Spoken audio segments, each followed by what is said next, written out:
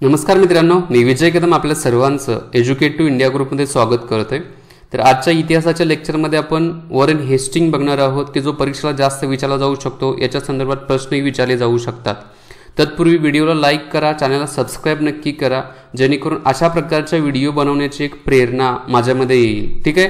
आणि आजपर्यंत झालेल्या सर्व लेक्चरची लिंक खाली डिस्क्रिप्शन बॉक्समध्ये आणि एज्युकेटिव्ह इंडिया ग्रुपच्या टेलिग्राम चॅनल आहे याच्यावरती तुम्हाला मिळतील। तर चला आपण चालू करूया महत्त्वाचे मुद्दे वॉरेन हेस्टिंग याच्या बाबतीमध्ये।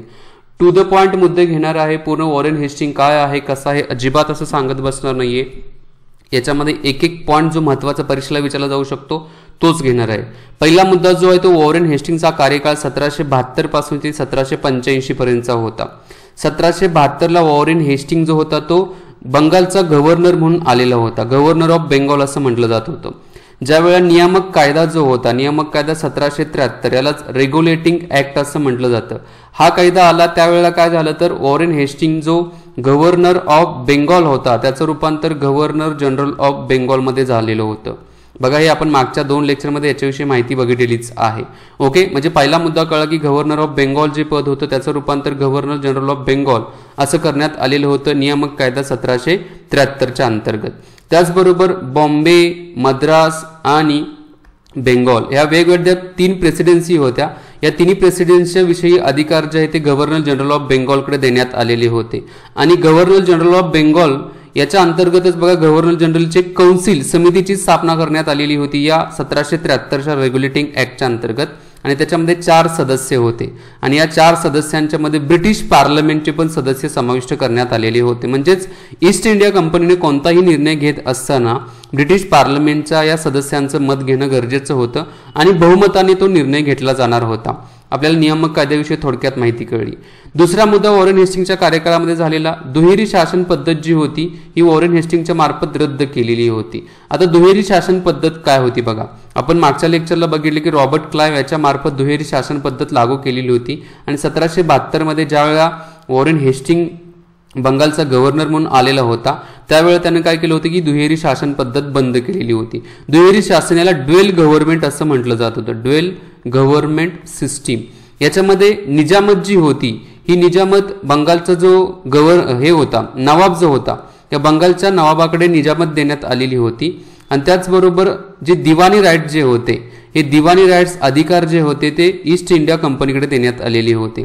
आता ही दुहेरी शासन पद्धत वॉरेन हेस्टिंगने काय केली होती, रद्द केलेली होती 1772 मध्ये। म्हणजे 1767 पासून 1772 पर्यंत ही दुहेरी शासन पद्धती होती। ठीक आहे। नेक्स्ट मुद्दा जो आहे, हा जो वॉरेन हेस्टिंग जो होता तो लास्ट गव्हर्नर ऑफ बेंगॉल, म्हणजे शेवटचा गव्हर्नर होता। 1772 रोजीच गव्हर्नर म्हणून अपॉइंट झाला होता गव्हर्नर ऑफ बेंगॉल आणि 1774 पर्यंतच होता, कारण 1773च्या रेग्युलेटिंग ऍक्टनुसार त्याचं रूपांतर गव्हर्नर जनरल ऑफ बेंगॉलमध्ये झालेलं होतं।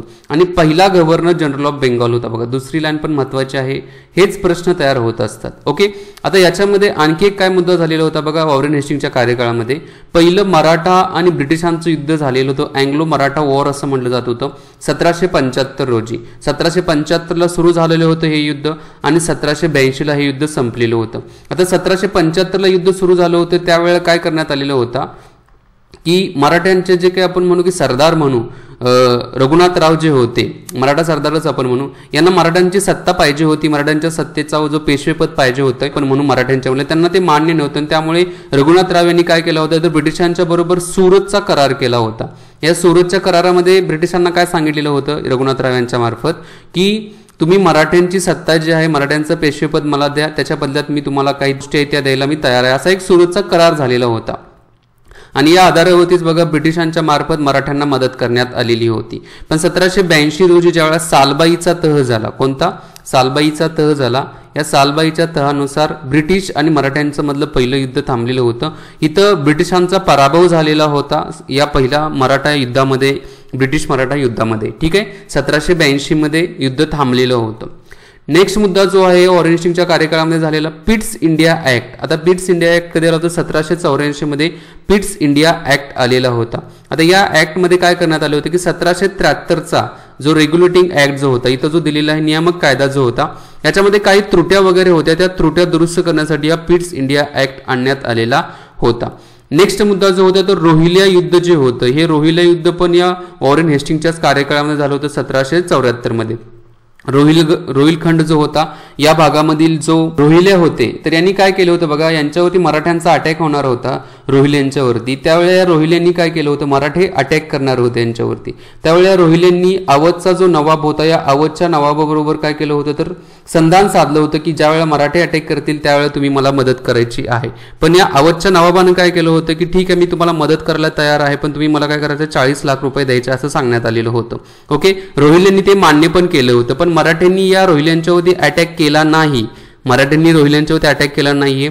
तरी हा अवधचा जो नवाब होता हा रोहिल्यांच्याकडून काय मागत होता तर पैसे मागत होता आणि रोहिले पैसे द्यायला तयार नव्हते. त्यावेळेला या अवधच्या नवाबाच्या मार्फत ब्रिटिश ईस्ट इंडिया कंपनीच्या मदतीने या रोहिल्यांच्या बरोबर काय केलं होतं तर युद्ध केलेलं होतं आणि हेच युद्ध वॉरेन हेस्टिंगच्या कार्यकाळामध्ये झालेलं होतं.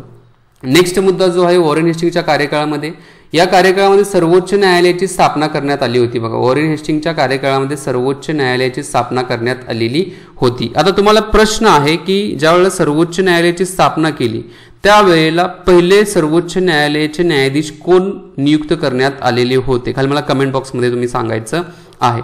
थोडं प्रश्नांची उत्तरं देत जावा, जेणेकरून मलाही वाटतं की तुम्ही व्हिडिओ बघता, नाही तर मग असा नर्वसनेस आला तर मग मला व्हिडिओ स्टॉप करावे लागतील इतिहासाच्या. ठीक आहे, नेक्स्ट मुद्दा जो आहे तो बघू आपण. जी काही वित्त विभाग जो होता ब्रिटिश ईस्ट इंडिया कंपनीचा काय करण्यात आला तर मुर्शिदाबादवरून कलकत्ता या ठिकाणी हलवण्यात आलेला होता, ट्रान्सफर करण्यात आलेला होता वित्त विभाग मुर्शिदाबाद टू कलकत्ता.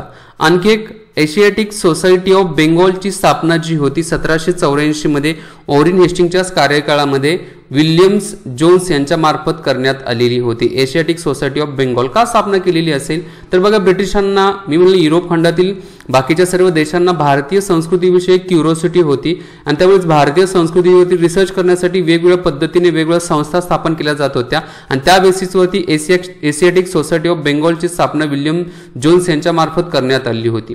त्याचबरोबर चार्ल्स विल्किन्सन जे आहेत यांच्या मार्फत जी भगवद्गीता जी होती आपली संस्कृतमधली, ही भगवद्गीतेचे रूपांतर त्यांनी इंग्लिशमध्ये करण्यात आलं होतं, ट्रान्सलेशन करण्यात आलेलं होतं. नेक्स्ट मुद्दा जो आहे तो 5 वर्षाची कायमधारा पद्धत जी होती या वॉरेन हेस्टिंगनेच आणलेली होती. परमनंट सेटलमेंट सिस्टीम अशी म्हटली जात होती.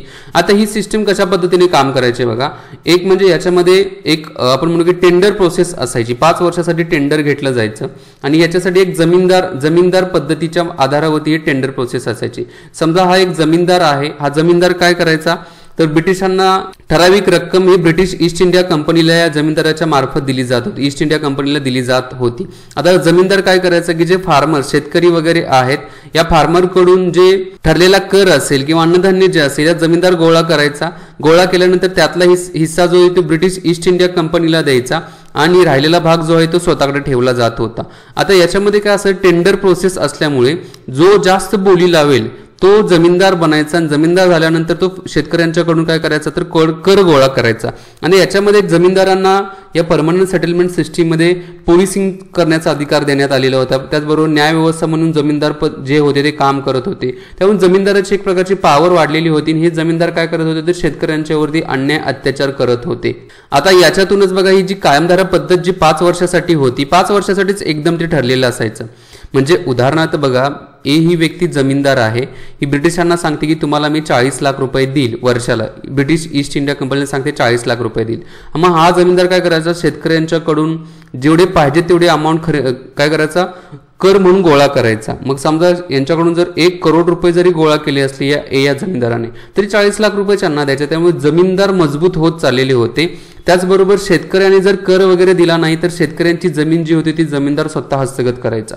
आणि या जमिनीच्या बाबतीमध्ये समजा शेतकऱ्याला वाटलं की केस फाईल करायची आहे तर केस फाईल कुठं करणार, कारण जमीनदाराच्याकडेच न्यायव्यवस्थेचा न्यायालयीन अधिकार देण्यात आलेला होता. अशा पद्धतीने हे वॉरेन हेस्टिंगच्या कार्यकाळामध्ये एक प्रकारे जमीनदार खूप स्ट्रॉंग बनत चाललेले होते. पण ही जी कायमधारा पद्धत जी होती काय जास्त दिवस चालली नाहीये. मग 5 वर्षाची कायमधारा पद्धत जी होती नंतर 1 वर्षासाठी करण्यात आली. 1 वर्षासाठी केली तरीही कायमधारा पद्धत जास्त दिवस चालली नाही. तर अशा पद्धतीने हे जे पॉइंट्स होते हे वॉरेन हेस्टिंगच्या कार्यकाळामध्ये झालेले होते. पुन्हा एकदा शॉर्ट मध्ये रिव्हिजन करतो बघा मी. नियामक कायदा 1773 वॉरेन हेस्टिंगच्या टायमिंगला लागू करण्यात आला. या कायद्याच्या अंतर्गत गव्हर्नर ऑफ बेंगॉलचं रूपांतर गव्हर्नर जनरल ऑफ बेंगॉल मध्ये करण्यात आलेलं होतं.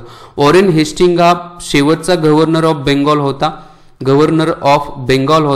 आणि पहिला गव्हर्नर जनरल ऑफ बेंगॉल होता. ओके, दुहेरी शासन पद्धती या वॉरेन हेस्टिंगने काय केली होती, रद्द करण्यात आलेली होती, की जी दुहेरी शासन पद्धती रॉबर्ट क्लाइव्ह याच्या मार्फत चालू केली होती. याच्यामध्ये निजामत जी होती ती कोणाला देण्यात आलेली होती, तर बंगालच्या नवाबाला देण्यात आलेली होती आणि दिवाणी अधिकार जे होते ते ब्रिटिश ईस्ट इंडिया कंपनीकडे होते. Last governor of Bengal Warren Hasting होता, त्याचबरोबर first governor general of Bengal होता.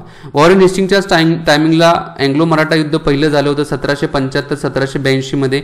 1775ला ब्रिटिशांनी युद्धाला सुरुवात केलेली होती मदत करायचं म्हणून कोणाला, रघुनाथराव यांना, आणि याच्यासाठी सुरतचा करार झालेला होता. आणि 1782 रोजी युद्ध थांबलं त्यावेळेस सालबाईचा करार झालेला होता. पिट्स इंडिया ऍक्ट जो होता तो 1784 मध्ये करण्यात आला होता. या ऍक्टनुसार 1773चा जो रेग्युलेटिंग ऍक्ट आहे त्याच्यामध्ये ज्या झालेल्या त्रुट्या होत्या त्या दुरुस्ती करण्यासाठी हा पिट्स इंडिया ऍक्ट आलेला होता. रोहिल्याचं जे युद्ध होतं ते 1774 मध्ये झालेलं होतं. अवधच्या नवाबाला मदत करण्यासाठी ब्रिटिश ईस्ट इंडिया कंपनी आली होती आणि त्यांनी रोहिल्यांच्यावरती अटॅक केलेला होता.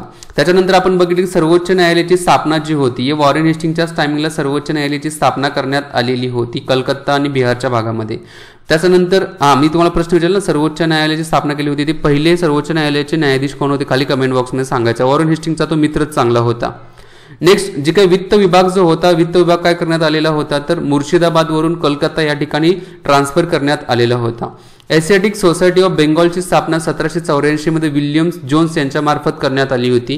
त्याचबरोबर चार्ल्स विल्किन्सन यांनी काय केलं होतं, भगवद्गीतेचे रूपांतर इंग्लिशमध्ये म्हणजेच ट्रान्सलेशन इंग्लिशमध्ये केलेलं होतं. आणि 5 वर्षाची कायमधारा पद्धत परमनंट सेटलमेंट सिस्टीम जी होती ती कोणाच्या मार्फत चालू केली होती, तर वॉरेन हेस्टिंगच्या मार्फत चालू केली होती. नंतर ती 1 वर्षासाठी केली होती, पण ही पूर्णपणे काय झाली तर फ्लॉप झालेली होती ही पद्धत जी होती कर गोळा करण्याच्या बाबतीमध्ये. ठीक आहे, अशा पद्धतीने वॉरेन हेस्टिंगच्या बाबतीमधील हे महत्त्वाचे मुद्दे आहेत. व्यवस्थित नोट डाऊन करून घ्या. मी ते थांबतो. व्हिडिओ आवडले असेल तर लाईक, शेअर, सबस्क्राईब नक्कीच करा. जय हिंद, जय महाराष्ट्र, जय भारत, वंदे मातरम.